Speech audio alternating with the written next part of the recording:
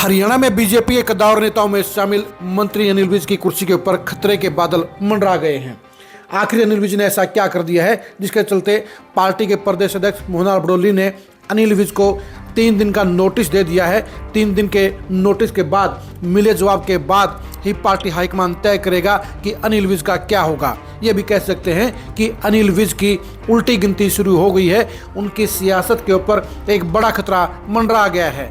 आखिर अनिल विज ने ऐसा क्या किया है जिसके चलते पार्टी के प्रदेश अध्यक्ष मोहनलाल बड़ोली ने उन्हें नोटिस दे दिया है और 3 दिन में उन्हें जवाब देने के लिए कहा है। अनिल विज की टिप्पणियां, अनिल विज के हालात और मोहनलाल बड़ोली के नोटिस के बारे में जानने के लिए आप आज की इस खरी खरी खबर को गौर से देखिए।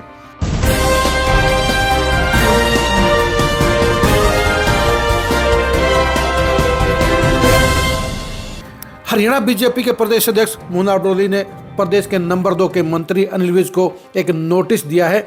बड़ोली ने अनिल विज को जो नोटिस दिया है उसे कारण बताओ नोटिस कहा जाएगा। इसमें उन्होंने क्या लिखा है ये भी आपको गौर से पढ़ना चाहिए। दिनांक 10 फरवरी 2025, आदरणीय अनिल विज जी, विषय कारण बताओ नोटिस, शोकोज नोटिस। नमस्कार, यह सूचित किया जाता है कि आपने हाल ही में पार्टी के अध्यक्ष और पार्टी के मुख्यमंत्री पद के खिलाफ सार्वजनिक रूप से बयान दिए हैं।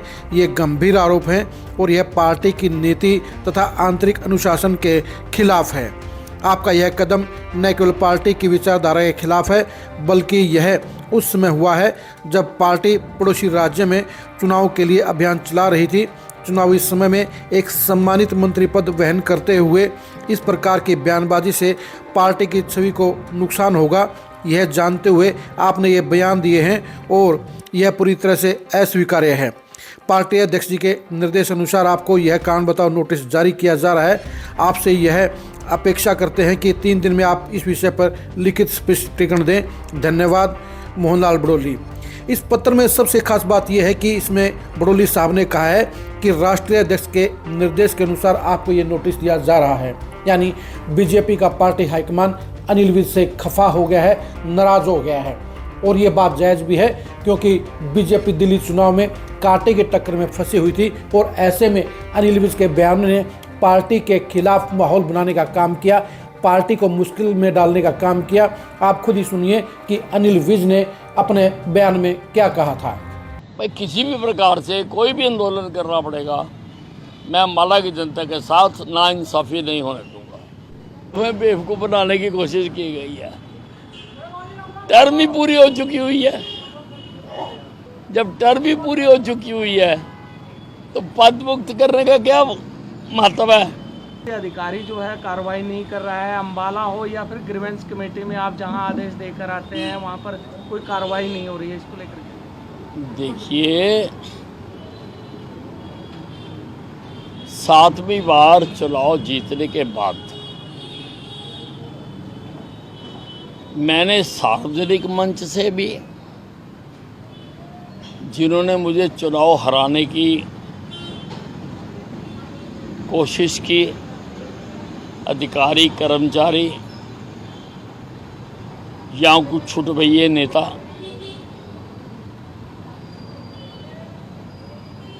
मैंने मंच से भी कहा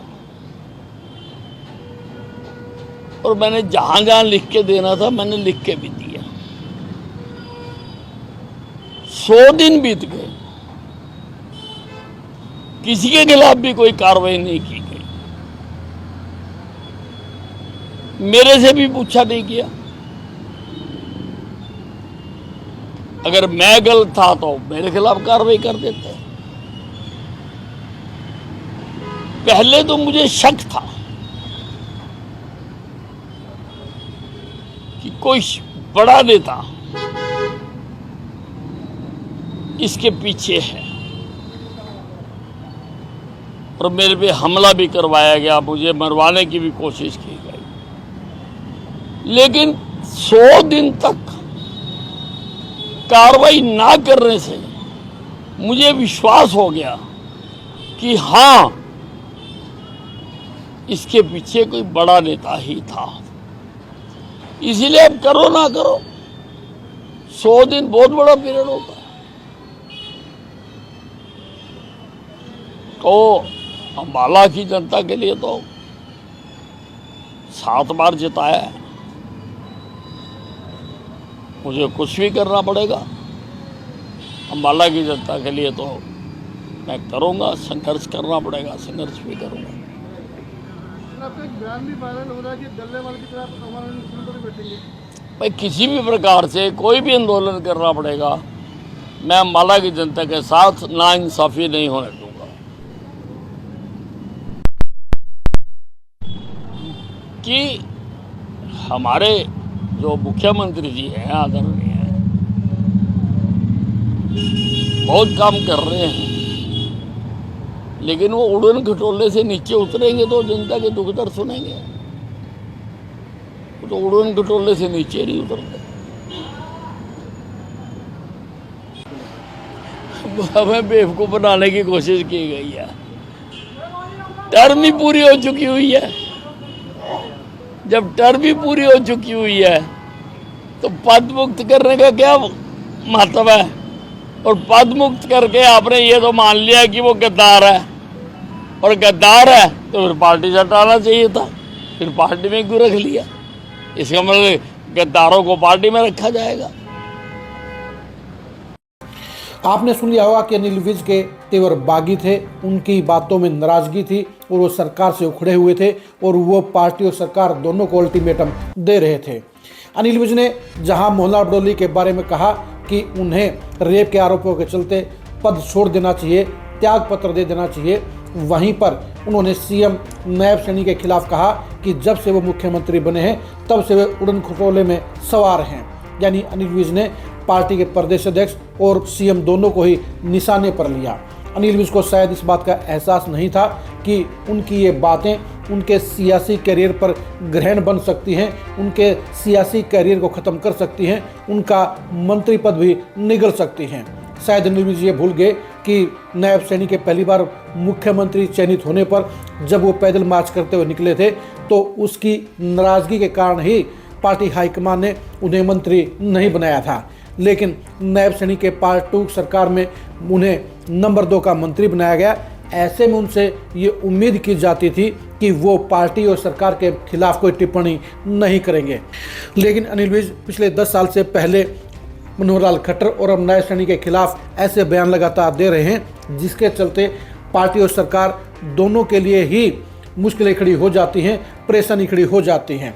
लेकिन अनिल विज को इस बात का भी दर्द है कि अफसरशाही उनकी बातें नहीं मानती है, अफसरशाही उनके आदेशों को ठंडे बस्ते में डाल देती है और उनके ही शहर में उनके ही समर्थकों को इग्नोर किया जाता है, उनके आदेशों को इग्नोर किया जाता है। अफसरशाही उनकी बातों को नहीं सुनती है और इसलिए उन्होंने कह दिया था कि अगर उनकी बातें नहीं मानेगी तो उन्हें भी डल्लेवाल की तरह आमरण अनशन पर बैठना पड़ सकता है। उनकी इस प्रेशर पॉलिटिक्स से चलते ही सरकार ने 3 बड़े अफसरों का तबादला कर दिया और इसके साथ साथ उन्हें परेशान करने वाले पार्टी के अम्बाला के कोषाध्यक्ष को भी पद से हटा दिया।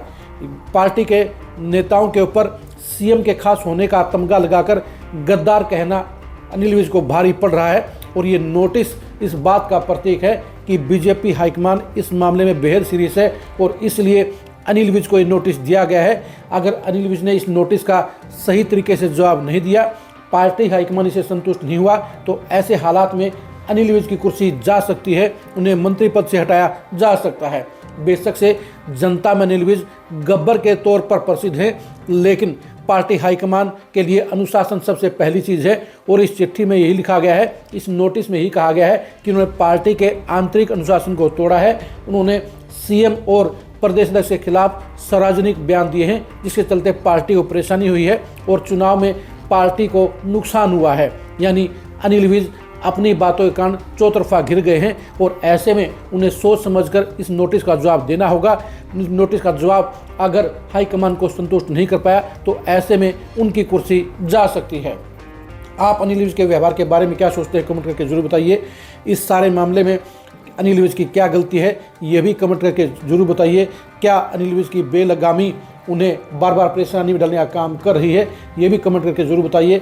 हरियाणा बीजेपी की सरकार में सबसे बढ़िया मंत्री कौन है, ये भी कमेंट करके जरूर बताइए। क्या अनिल विज की कुर्सी बचेगी या अनिल विज की कुर्सी जाएगी, इसके बारे में भी कमेंट करिए। आप हमारे फेसबुक पेज को फॉलो कीजिए, आप हमारे यूट्यूब चैनल को सब्सक्राइब कीजिए। नमस्कार।